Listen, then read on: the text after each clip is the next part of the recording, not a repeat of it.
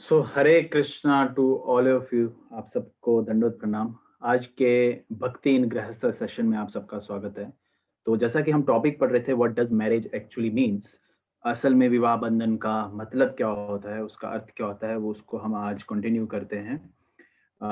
तो आज का जो श्लोका है that is of Shrimad Bhagavatam 3.14.19 तात्पर्य, जहां बताया जा रहा है when a man becomes qualitatively like the cats and dogs, he forgets his duties in cultivating spiritual values, and thus he accepts his wife as a sense gratificatory agency. बोलते हैं कि जब एक आदमी, एक भक्त, एक मनुष्य मनुष्य के कर्तव्यों को भूल के, उसके गुण जो होने चाहिए वो उनको भूल के कुत्ते और बिल्लियों की तरह जीवन बिताता है, तो वो क्या करता है, अपनी धर्म पत्नी को एक एजेंसी ऑफ सेंस ग्रेटिफिकेशनली समझ के उसका एंजॉय करता है। और वो उसी तरीके से अपने सारे स्पिरिचुअल वैल्यूज, जो उसको आध्यात्मिकता में आगे बढ़ना है, पथ में आगे बढ़ना है, वो सब टाइम के साथ वो सब भूल जाता है। When the wife is accepted as a sense gratificatory agency, personal beauty is the main consideration, and as soon as there is a break in personal sense gratification, there is a disruption or divorce. बोलते हैं जिस तरीके से जब उस आदमी का अपनी बीवी के साथ, अपनी वाइफ के साथ, धर्म पत्नी के साथ मन भर जाता है, तो फिर जाके हमें देखने को मिलता है डाइवोर्स रेट, डिसरप्शन, लड़ाई झगड़े, मन मुटाव वो बढ़ते रहते हैं। तो अगर आप देखेंगे डाइवोर्स रेट हमारे जो संसार में है कितना ज़्यादा है। हालाँकि हमारे भारत भूमि की बात करें तो यहाँ पे बाकी कंट्रीज़ के रेशियो से कम है, लेकिन अब जितना हम वेस्टर्न कल्चर को अडॉप्ट कर रहे हैं, हमारा बढ़ ही रहा है, कम तो नहीं हो रहा है। तो as you can see there are so much lustiness is going on all over the world. हमारे हिंदुस्तान में भी हो रहा है, एंड ऑफ कोर्स बॉलीवुड और व्हाटएवर, हॉलीवुड, बॉलीवुड, टॉलीवुड, कुछ भी कह दीजिए, इसमें एक इन इंडस्ट्रीज़ का बहुत बड़ा रोल इन्होंने निभाया है। जिसमें हमें देखने को मिलता है डाइवोर्स रेट ज़्यादा से ज़्यादा बढ़ रहे हैं, लड़ाई झगड़े ज़्यादा से ज़्यादा बढ़ रहे हैं, क्राइम्स बढ़ रहे हैं, रेप्स बढ़ रहे हैं, हर तरीके से हम डिग्रेड कर रहे हैं अपने आप को, अपग्रेड नहीं हो रहे हैं। फ़ोन्स अपग्रेड हो रहे हैं, फ़ोन स्मार्ट हो रहे हैं, लेकिन हम बेवकूफ़ बनते जा रहे हैं। But when husband and wife aim at spiritual advancement by mutual cooperation, there is no consideration of personal beauty or the disruption of so-called love. बोलते हैं जब धर्म पत्नी और पति आध्यात्मिकता में कॉपरेशन के साथ आगे बढ़ते हैं, तो ये सारी चीजें हमें नहीं देखने को मिलती। In the material there is no question of love. भौतिक जगत में असल में अगर देखें तो प्रेम की तो कोई परिभाषा है ही नहीं, प्रेम का तो कोई प्रश्न नहीं उठता। Marriage is actually a duty performed in mutual cooperation. असली विवाह में it is not just like कि दो जोड़े मिल गए और विवाह बंधन में आएंगे। विवाह का असली मतलब ये है कि हम एक म्यूचुअल कॉपरेशन में एक दूसरे को कैसे सपोर्ट करके आध्यात्मिकता में आगे बढ़े।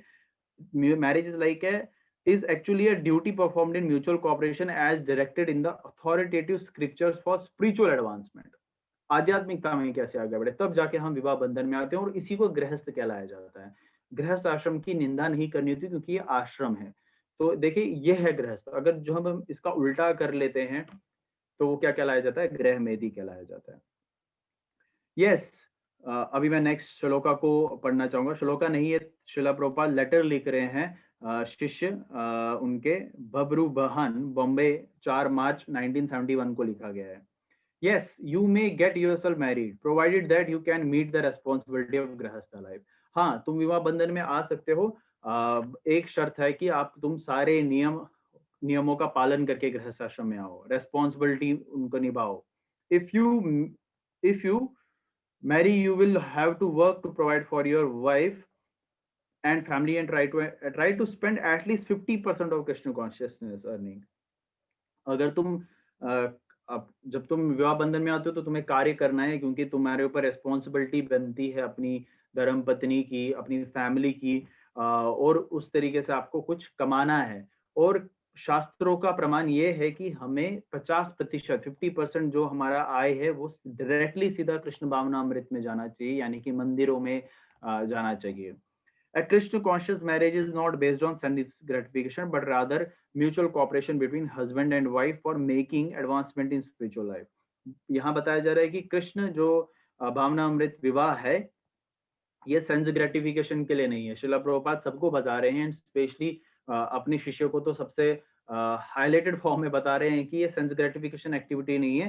हालाँकि ये किस लिए है कि एक दूसरे को कोऑपरेट करे, सहयोग कर सके आध्यात्मिकता के पथ में आगे बढ़ने के लिए, और and also for raising Krishna conscious children. अगर संतान प्राप्ति रखनी है तो वो कृष्ण भावनामृत में होनी चाहिए, कृष्ण कॉन्शियस होनी चाहिए। अब कइयों का सवाल उठ सकता है कि 50% is little impossible for everyone to give as a charity to temples and all. हालांकि इम्पॉसिबल नहीं है, कई सारे संत लोग करते आए हैं और अभी भी करते हैं। गृहस्थ आश्रम में रह के भी 50% मंदिरों में देते हैं। बट उनके लिए जिनको ये ज्यादा लग रहा है, उन वो किसी भी परसेंटेज से स्टार्ट कर सकते हैं। इफ नॉट 50 तो 25, 25 नहीं तो 10%। अब जिनको 10% भी ज्यादा लग रहा है तो वो 5% ही करें। अब जिनको 5% भी ज्यादा लग रहा है तो they can decide any percentage of their choice, but one should give. तो ये 50% बताया है, देना है। और अगर आप देखेंगे सब रिलीजन में, सब आध्यात्मिकता में जो ऑथेंटिक रिलीजन है, वहाँ ये सब होता है और ये होना भी चाहिए। आध्यात्मिकता में हमारा धन लगना भी चाहिए। धन, तन और मन तीनों तरीके से हमें भगवान की सेवा करनी चाहिए। तो एनीवेज इससे हम, भगवान का कोई फायदा नहीं होता, फायदा तो हम सबका ही होता है। इट इज जस्ट लाइक हम टैक्स देते हैं तो किसका फायदा होता है? हमारा फायदा होता है। सड़कें बनती है, ये बनता है, हालांकि वो अभी हमें लूटा जा रहा है।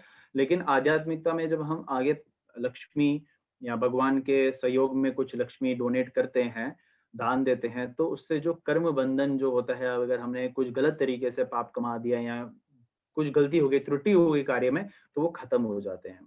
इसलिए भोगा भी इसलिए भगवान को ऑफर लगाया जाता है कि वेजिटेरियन फूड तो हम लगा रहे हैं भोगा को, जान तो उसमें भी है, लेकिन उसमें जो भी कर्म बंधन है वो सब टूट के खत्म करके भगवान उस भोग को प्रसाद के फॉर्म में हमें देते हैं। इसी तरीके से अगर हम लक्ष्मी दान में देते हैं भगवान के कार्यों में, तो उससे क्या होगा? उससे हमारा ग्रीडीनेस कम हो जाएगा। और अगर हमने कोई पाप कर्म कर भी लिया है अ, अनजाने में, तो उसके जो इफेक्ट्स हैं वो खत्म हो जाते हैं, बैड कर्मा जिसको कहते हैं, तो वो सब खत्म हो जाते हैं। तो इस तरीके से आज हमने दो श्लोकास को लिया। कल हम यानी कि नेक्स्ट सेशन में हम what is the difference between गृहस्थ एंड गृहमेदी को समझेंगे। तो ये सेशन बहुत इंपॉर्टेंट है उन सब के लिए जो गृहस्थ आश्रम में हैं और जो गृहस्थ आश्रम में आने वाले हैं या बन चुके हैं। तो आप सबसे रिक्वेस्ट है कि इसको शेयर करें, 10 लोगों को और मोटिवेट करें कि भक्ति कैसे की जा सकती है, उनको ये सिखाएं। तो आज के सेशन में आप सबका धन्यवाद जुड़ने के लिए। तब तक नेक्स्ट सेशन के लिए आप सबको हरे कृष्णा, धन्यवाद।